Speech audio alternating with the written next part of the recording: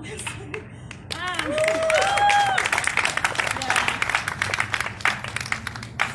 Yeah, this is during a pandemic when many in West Valley are unemployed or they're at risk of being evicted from their homes. This is what the city council thinks we should be spending our money on? No. This city has been a COVID-19 hotspot for months. If this city council was really here to do what the people need, they would be trying to figure out ways to make sure people have the ability to get tested for COVID, to quarantine, and to survive while doing so. People should not lose their homes because they're sick. People should not lose their homes. But that's not the priority of West Valley City. And that's exactly why we wanted to get out here and hold space for people who haven't had a chance to talk about what their needs are. The city council hasn't given them that ability, but we will tonight. So if any of you want to speak, get up here. I want to hear what you have to say. So, I also want to speak to this building right here, this tall one. That building cost them $25 million. That's too much. It cost us $25 million. What? $25 million for a building for the cops? That's outrageous. They call it, the police chief calls it a symbol of this city's progress. That's progress to this person. I would disagree with that. I say this city spending that money on affordable housing would be progress. That's what right there should house the people. That should be the people's housing apartment building. That should be our spot. Exactly. Why don't we have a house while they have a building? Or it could be spent on a community center. Right? That would be progress. They have like a room in there that they said the community can use. Like, we can use a spot in your building. And that's so nice. I don't want to go anywhere where cops are. That doesn't make me feel safe. I can't imagine it makes anyone in this city feel safe. Or it could be spent on a cultural center for this city that is the largest minority-majority city in Utah. That would be progress. Or maybe a plan to expand public transit in this area. Or even make it, I don't know, free. That would be progress. I know, that money was used to benefit the cops. The call to defund the police always brings out the naysayers who point to crime as the reason why we should actually give them more money. Let's be honest about this. Most of what people call crime is actually the lack of resources. What they call crime is poverty. It's violent. Poverty is so violent. I don't know about y'all, but I've been kicked out of my home, and you know who comes and does that? The cops. The cops. They kick you out of your home. I've been kicked out of my home so many times by cops because, you know, if you don't pay your rent, the landlord gets to, you know, take you to court, kick you out, have a sheriff come to your home. That's violent as hell. Right. That's a crime. That's considered a crime. Yeah. What they call crime, yeah, it's poverty. What they call crime is people's material needs not being met. That can't be solved with more policing. It can't be solved with an increased budget. It can't be solved with training.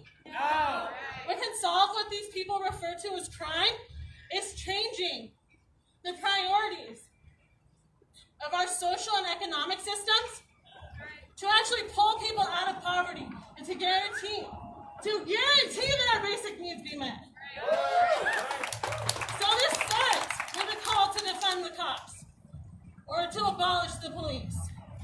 But what that really capitalism through a mass movement of workers, just like us.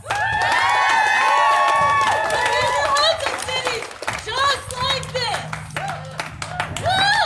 No good cops in a racist system. No good cops in a racist system. No good cops in a racist system. No good cops in a racist system. No good cops in a racist system. No good cops in a racist system. Okay, next up we have Angie. I gotta switch. We are having sound issues, I guess. Angie!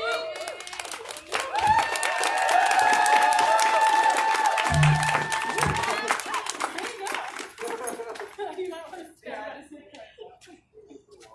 Okay. Yeah, it's very loud now. I'm gonna take my Okay, never mind then. All right. So whenever I get up here, I really like energy. I really like momentum. So let's make some noise, y'all. Where's that energy you had at the beginning? Where's that same energy, y'all? Make some noise. Let's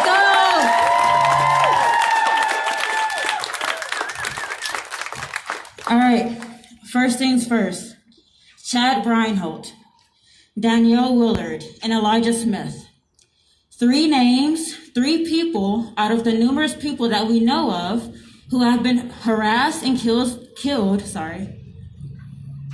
by the West Valley City Police Department. Bullshit, right? Chad was killed while he was in custody in City Hall.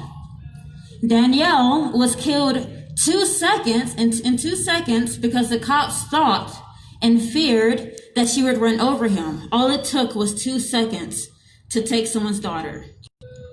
2 seconds.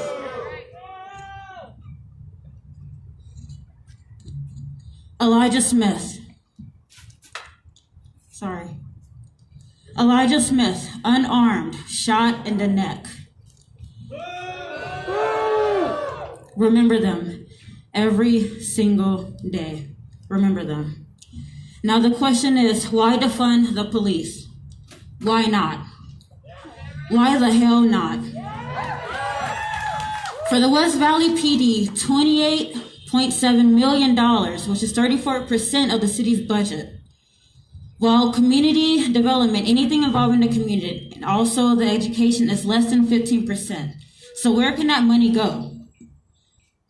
More to education, health, housing, after-school programs, job trainings, counseling, the list goes on and on. Non-stop. There would be less to none criminal activity if more revenue was invested into the lower income communities. As far as education, we need to demand and put pressure on our local officials to redirect that money that funds the police presence in schools to be replaced with more counselors in schools instead. Defund the police to fund education. Defund the police to fund mental health. Defund the police to fund affordable housing. Defund the damn police. We cannot continue to support the training that creates the racial profiling, violence, and death from law enforcement in Utah. It's unacceptable no matter the circumstance, and I won't stand for it. But I will stand with my people. I will stand with my community to bring justice and to put pressure on defunding the West Valley City Police Department. And I will say again, and every single day I will say, the power of the people is stronger than the people in power.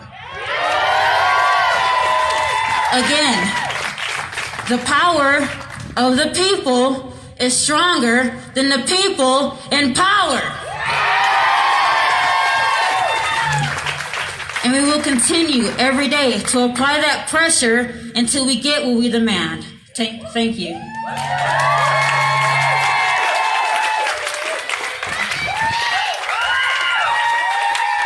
Next up, Natasha. Sounds good, right? It's very well. Okay. Okay, I'm with Decarcerate. I'm a prison abolitionist, and I'm just going to talk a little more about prison abolition and how defunding is one of many, many steps and a very generous compromise on the part of the public in the movement towards abolition. We've already heard all the reasons why to defund the police. What reasons aren't there? The police don't keep us safe. Prosecutors don't keep us safe. ICE does not keep us safe. These are all systems that hold people down, that ruin lives, that destroy relationships, that tear apart communities. These are the same systems that are going to potentially put someone in jail for life, for paint.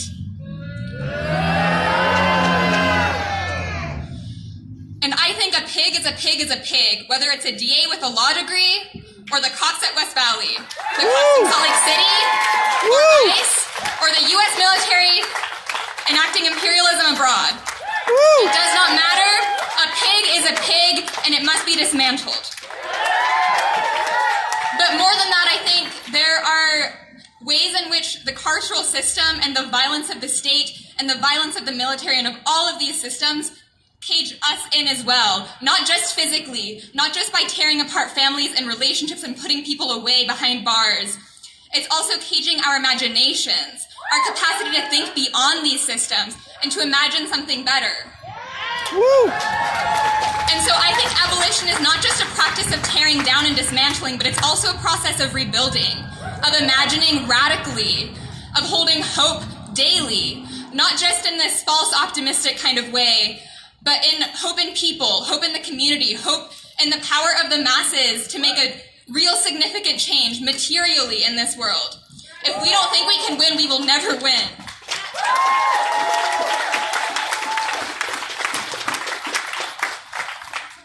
And I think too,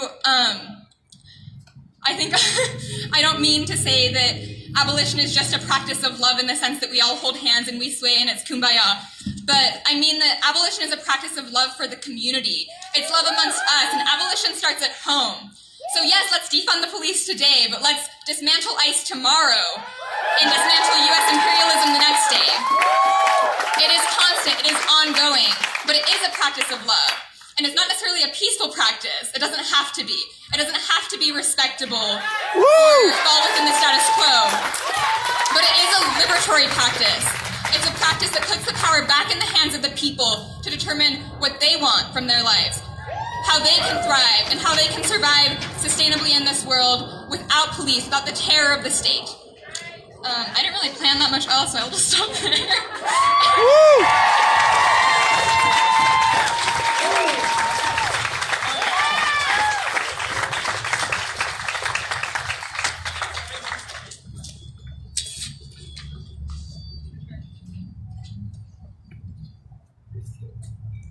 Okay, next up we have Tali.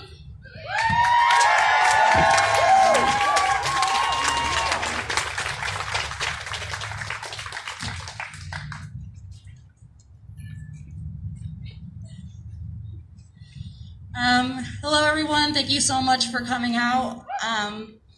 Just kind of want to go into my opinions about this.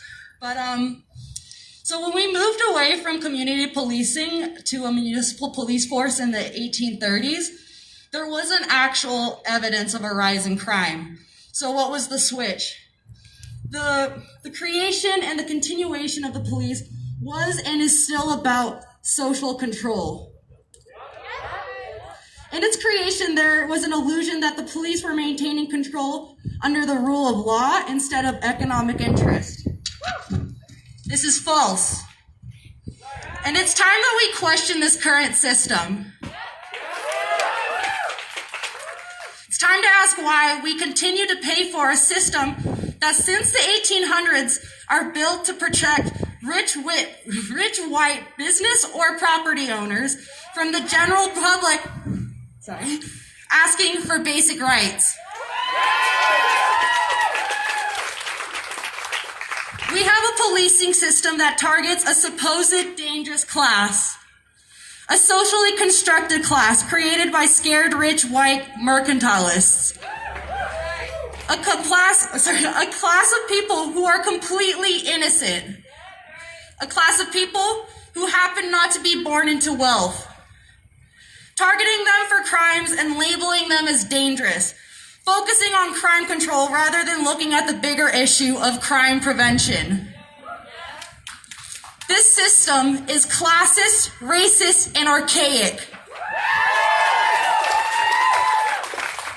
This system that has been adopted since the 1800s has not changed one bit. The primary roots of crime are issues like poverty, mental health, drug addiction, unsafe environments, and homelessness. Issues that disproportionately affect people of colors. Issues that could have been prevented if throughout the growth and formation of our government, we looked at the influx of different people as new citizens and not as nuisances that are disposable in order to maintain the wealth and convenience of the rich upper class.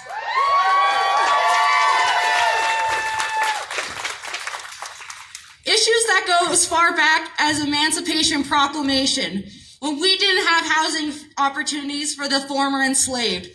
Black codes that allowed the criminalization of Black Americans for simply existing. The violent attack on Tulsa over the resentment over the successes of Black individuals in their white America. As many of you get to live off the society thanklessly built off the backs of people of color before us, continue to pave our shiny gold streets while being overlooked, incarcerated, and brutalized. I ask you to think critically. Is $84 million to police the best use of our tax dollars? No. Is $21.3 million for police in West Valley alone appropriate? No. Why does reliable housing have to be a right you're born into? Why does a person's race or situation they're born into put them into a higher risk of incarceration than their actions? We have historically and continuously criminalized poverty and homelessness, and yet have done nothing to address the underlying problem. We watch our policemen, armed to the teeth, killing people as they run away, through the footage of the body cams we pay for. The same body cam footage that does not hold these police accountable, the body cam footage that is used in civil lawsuits, the civil lawsuits that are paid for through our tax dollars, not the murderous cops. And we have to watch all this blatant disrespect and hear Aaron fucking Mendenhall suggest more body cams. Boo! We watch this blatant negligence and disrespect while many of us scramble to figure out rent, medical bills, and feeding ourselves. Oh, and also money to bail out our fucking friends who are being wrongfully arrested. These people are facing potential life sentences over water-based paint that was power washed the next fucking day.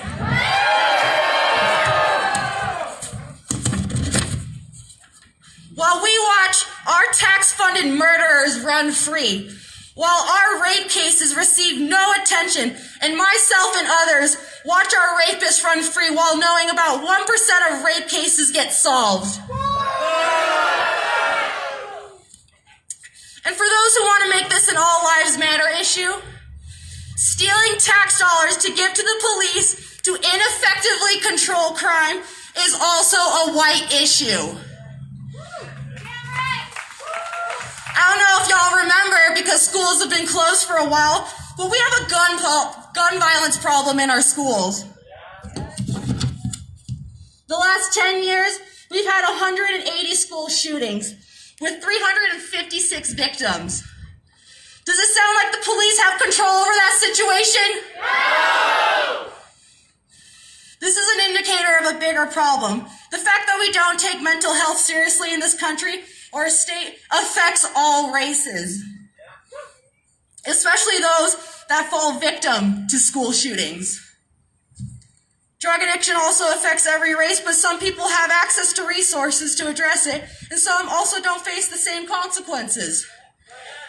Black and white Americans sell and use drugs at similar rates, but Black Americans are more likely to be arrested for drug-related offenses.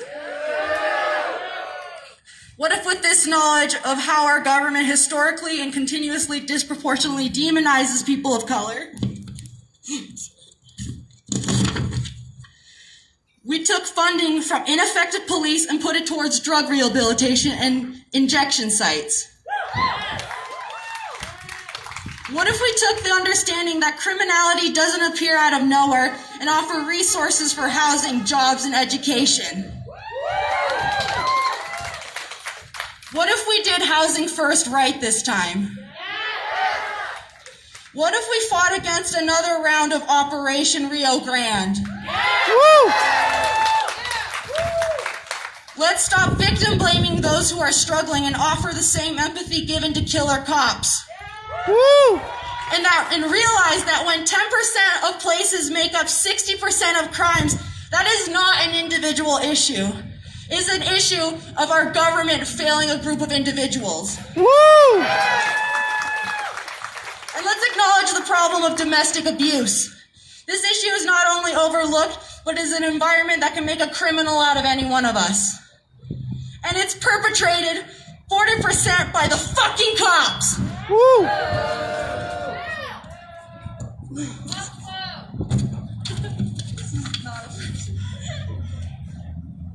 With all of this, I want to end on Zane James' story, who's gotten more attention recently because we tried to celebrate his birthday. According to accounts by his family and photos and videos of him, Zane seemed to be a kind, tender, goofy soul. With the news demonizing Zane instead of the cop who killed him while he was running away, I want to mention how he had a promising hockey career in high school, but was forced to give up due to concussions and injuries. Those who experience traumatic brain injuries are much more likely to become homeless and self-medicate. What if with this information we enacted programs that aid with mental health? What if Zane had a resource for his drug addiction? What if we had true crime prevention instead of a system where we had to watch people get needlessly murdered?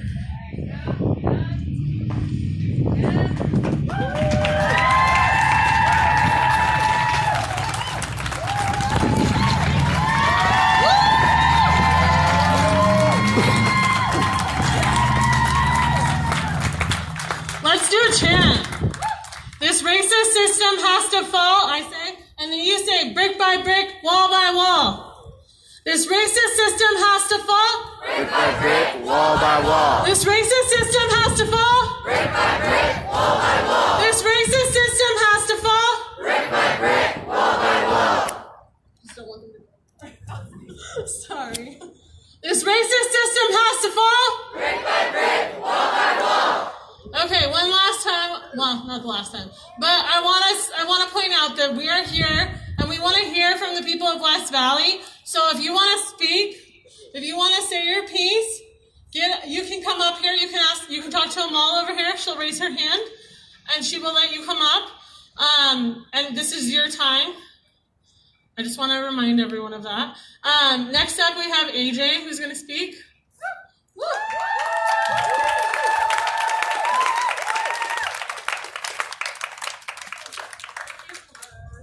Thank you. Hey, how y'all doing? Hey, my name's AJ Spencer. I'm part of FAMM, that's Family Affiliated, Money Motivated. We're a local movement out here. It's my wife right here. So, I got a very unique story, obviously. I did 11 years in prison. And the trunk charge they used to convict me, I was actually innocent of. But I did 11 years, but I wasn't part of another crime, so this is double standard, but I did 11 years in prison. The strong part of that 11 years for a crime that I didn't fully commit. My entire life, I've had conflict with this side of the law. Even before I even had a conscious choice about being part of the dilemma. My mother, God bless her, she's my hero, but she was a drug addict. And by the time I turned 6, she had overdosed. Cops came, broke my family apart. My family suffered everything in the foster care system in Utah. Suffered everything. rapes, just being beaten. My brother went to a mental hospital. He had some pretty bad damage done to him. We never had a chance. My family was broken by the system. You know, we were created to become what we were. By the time I turned 10, I caught my first case being rebellious. I never had family. I had it taken from me at a very young age. My family broken apart, no contact, no choice, no say. I was just a passenger. And this is my experience with the system. By the time I turned 13, I started to rebel. I'm acting out. I'm hanging out in the streets. I never had no real family. In the streets doing what we do, had all the potential in the world. When I was 17, I graduated high school early, made national honor roll, and deadass, and had scholarships and everything. For real, I did that. And when I got released, that's where I got my education locked up. When I got released, they put me right back in the same environment with the same people doing the same things. And I allowed myself to become a victim to my circumstance, and then I caught an 11-year bid. Prison ain't nowhere. If you ain't been, don't go. Period. I do not recommend that to nobody. That shit is hard. It's ugly. You're in a box put with everybody from the worst backgrounds that had the worst pain in their life in a negative environment. And to make matters worse, the system that governs us create division intentionally, because if too many inmates unite, it's going to be a problem for the authority. So they intentionally incite conflict within these small confines of these very agitated and hurt people. And I've seen it from the other side, inside of a box with a just boot to my neck, I feel like every day. I got friends that I know for a fact are innocent in their crimes that are doing 25 to life and ain't coming home. Utah got an indeterminate prison system, so they don't have to tell you how much time you're doing when you catch a charge. So you can get caught stealing, and they can give her 5 years, they can give you 3 months, depending on what? How much money your family got, the lawyer you could afford, the color of your skin. You know, no dead ass. I'm telling you, this is a real struggle. The medical system's a joke. I broke my hand one time. They put me in a splint and sent me on my way. My hand healed incorrectly because they never casted it. I didn't know any better. I was a prisoner to their knowledge of what they would allow me to know. I was 18, I was a child. And to this day, I'm missing basically one of my knuckles in my hand. The medical system's a joke. They don't want to help you. They think every person that goes there is trying to manipulate them for prescription pills, but they don't want to give you prescription pills to heal your pain, but they want to give you psych pills to put you out. It's a very, very sick and cruel way to live, I promise you. Everybody's already said all the reasons to defund the police. Everybody said it, man. There's so much better things we can do with this money. You know what I'm saying? We can educate our kids, educate our community. Community center, I'm telling you, education's key. Learning crime and knowledge, always education is key. But it has to change, and the system's not broken. It was designed to be like this. It really is, right? You know what I'm saying? Let the money roll to the top. You know, let's keep the small small. You know what I'm saying? Let's try to break their backs. We tired of that shit, for real. Tired of that. You can see it everywhere in the whole world. Utah standing up. Everybody. We're tired of that. So that's my story. I just want to share that with y'all. Thank you for your time. Woo!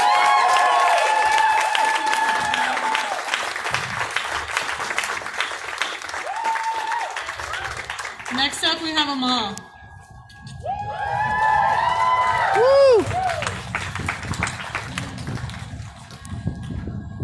All right, y'all, we're going to start it off with the chant. Repeat after me. Which side are you on? Which side are you on? Which side are you on? Which side are you on? Nah, I'm going to need y'all to be louder than that. Which side are you on? Which side are you on? Which side are you on? Which side are you on? Justice for Chad is justice for all. Justice for Chad is justice for all. Which side are you on? Which side are you on? Which side are you on? Which side are you on? Justice for Elijah is justice for all. Justice for Elijah is justice for all. Which side are you on? Which side are you on? Which side are you on? Which side are you on? Justice for Danielle is justice for all. Justice for Danielle is justice for all. Which side are you on? Which side are you on? Which side are you on? Which side are you on? Justice for Bernardo is justice for all. Justice for Bernardo is justice for all. All right. Thank you, y'all. All right, let's get it. 1 in every 7 people in West Valley City lives in poverty. That is an act of violence directly stemmed from this system. Rather than investing in the well-being of our people, the West Valley City Council seeks to criminalize the working class community of West Valley. It is not as though the city lacks the resources because they're able to give the police a higher budget every single year. In their eyes, 1% is not a big deal. But that 1% and every other penny that is invested in this cruel system is investing in the bullets that they're shooting in our backs. Is invested in the lives that they are taking away day in and day out. Despite only making up 2% of the population in West Valley, black people are murdered by West Valley PD at 10%. Do you know what the city council had to say about that? They said that West Valley cops are such great individuals. They uphold the progress of our city. Fuck that shit. Malcolm X had a really cool quote talking about progress. If you put a knife in someone's back, taking it out a bit is not progress. You're not healing somebody. Taking it out completely and not covering up the wound is not progress. Completely, once you take the knife out and completely heal the wound and heal the person, that is a sign of progress. Defunding the police is not enough. That is a minor compromise. Put the money where it belongs, into the hands of the people. Woo! How many people are dying on the fucking streets? How many people are going homeless? How many people are getting shot in the fucking backs? One is too many. Enough is enough. Sorry. Instead of actually prosecuting these killer cops, Sim Gill would much rather prosecute the people fighting and trying to protect us. They'd much rather incriminate and criminalize and repress our political fighters, our fucking freedom fighters. Giving people and threatening them with life sentences is nothing short of... My bad, y'all. This mask is a joke. Giving people a life sentence for fucking having paint is a goddamn joke. Giving people a life sentence to defend themselves against the cops who are brutalizing them is a fucking joke. Non-violence is not our job. It is not the job of the oppressed to be violent, to be not violent, when the very same system that exists is an act of violence. The United States government... Y'all, this mask... Fuck it. My bad. This very country, this very institution in and of itself is an act of violence. It was built on the genocide of indigenous people. Real one, thank you. Sorry.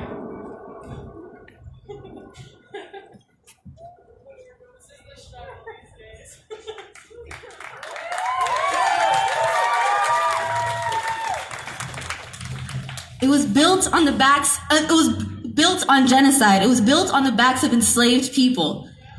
To be nonviolent is to destroy this capitalist system. To be nonviolent is to make it so that the United States of America is no longer able to employ terror on its people and people abroad. Defunding the police is a basic demand. Do not ignore our calls. These people will take the streets. It is our money. The workers make the world run. We should run the world. All right. I want y'all to raise your fists up with me real quick. To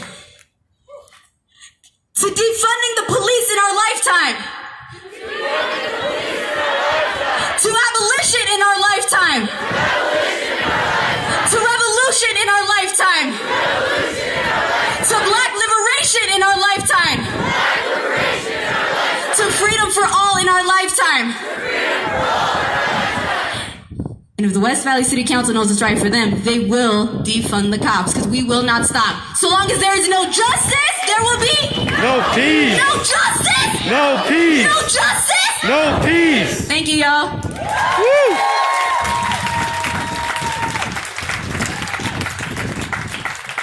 Next up, we have Sandra.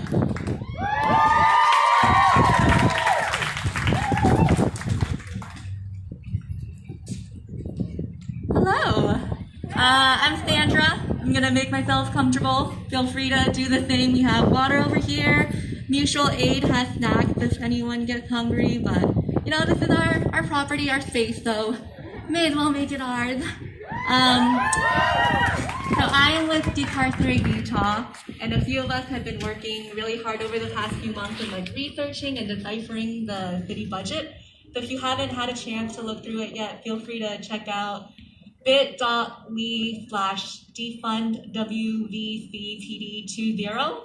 And with that whole resource that we put out, we also made a survey for West Valley City community members to kind of share their thoughts and their own experiences with us, just because the city council has made it super inaccessible to contact them and to reach out to them. And so I am going to be reading through some of the different survey responses from the community members that did fill this out. If you are in the crowd anywhere, shout out to you, and please feel free to come speak and elaborate on your thoughts. Okay. I went to school in West Valley City for most of my grade school experience, and the sad conditions of those underfunded schools I was happy to leave. Leave the police and military out of the places where our children learn. Leave them out of your budget entirely. It is inappropriate for police forces to continue receiving a disproportionate amount of public funding where there are so many of our citizens who cannot receive basic public services. Do better for our city. Police don't offer anything but violence. Replace the current police system with elected community group to oversee community protection against violence. Citizens of a democracy should not have to ask their government for more democratic measures. It should come automatically. Who are you protecting? If it's the people, then the obvious answer is to give the people what they want and need. We need mental health first responders, trained nurses, social workers, and mental health workers who can respond to mental health calls. They can have a trained security person who has been trained in de-escalation and non-lethal force for if a situation becomes violent. No. Education should be number one and the highest investment. If we invest in more education, equal education across the board, the need for police will decrease. It's common sense at this point, and ignoring it just makes y'all look silly. Don't be Cottonwood Heights. Hold the police accountable. We're still fighting a pandemic. We have an opportunity now to reimagine and recreate. We will not accept reform. Our present reality is that West Valley City Police are killing members of our community. They have been for some time. Defund the police, invest in our community. Stop funding the beating of your people and instead support their healing. I hope you will all consider the voices of the people. It is time to reinvest into the community. Education and an adequate minimum wage are two on my list. This is a revolution. We have the power to be the change because it's coming. Why are you fighting it? I respectfully request that as representatives, you redirect police funding to organizations and efforts that build and foster a healthy community.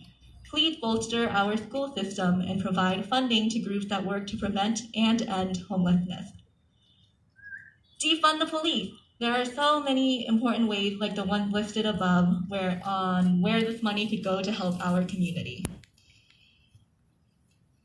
I hope you join us on the right side of history.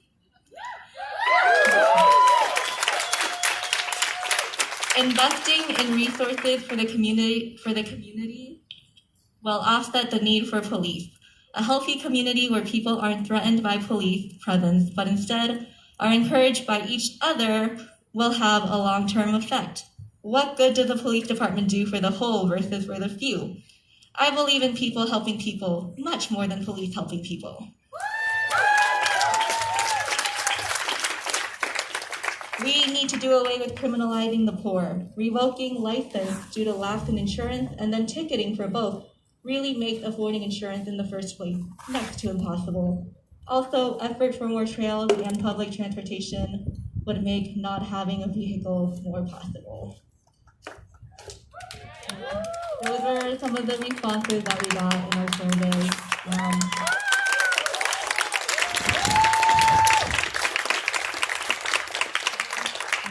anyone wants to sign up to speak, Amal is right there. Just want to reiterate that this work is long-term, and I think I read somewhere that it took Minneapolis like 6 years around organizing, defunding the police specifically to get to where they are. So hope the city knows that we're not going to stop, and we are here long-term. And we are here for each other, and we will divest and continue to divest until the police are no longer needed in our community to police the crimes that could so easily be prevented with so much for our community members. And